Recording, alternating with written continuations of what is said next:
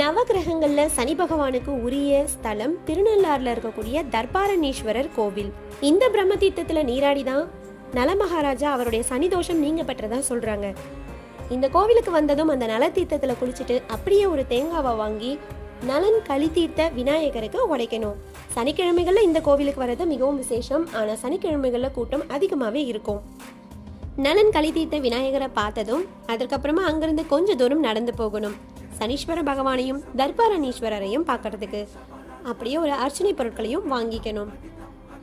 ஒரு காலத்துல இந்த பகுதி தர்பை புல் நிறைந்த காட்டு பகுதியா இருந்திருக்கு.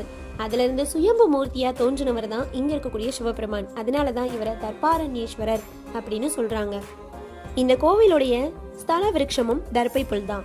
இந்த ஸ்தலத்துல சனி பகவான் அனுகிரக மூர்த்தியா இருக்கிறதுனால இந்த கோவில தரக்கூடிய பிரசாதங்களை எடுத்துட்டு போகலாம் அப்படின்னு சொல்லி போட்டிருக்குங்க.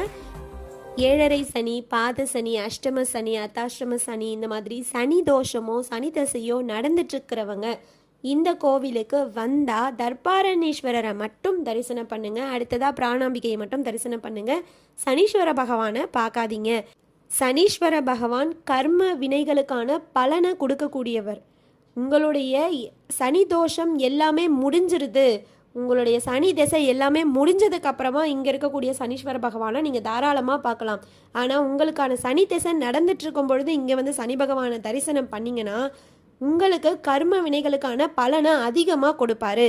அதாவது அவருடைய பார்வையில் படும்பொழுது அதனுடைய தீவிரம் இன்னும் அதிகமாக இருக்கும். அவர் ஒரு நீதி தேவன்.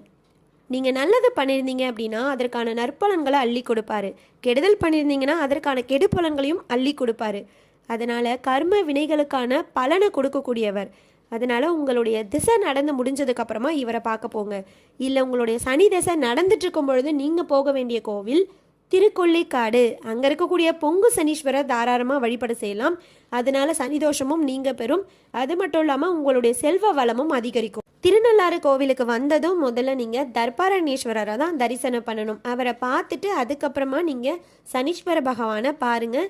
பிராணாம்பிகை அம்மையையும் தரிசனம் பண்ணுங்க. அதற்கப்புறமா அந்த கோவிலை விட்டு வெளியில் வந்ததுக்கப்புறமா உங்களுக்கு இந்த மாதிரி தில தீபம் தருவாங்க. எண்ணெயில் நினச்சி தான் தருவாங்க.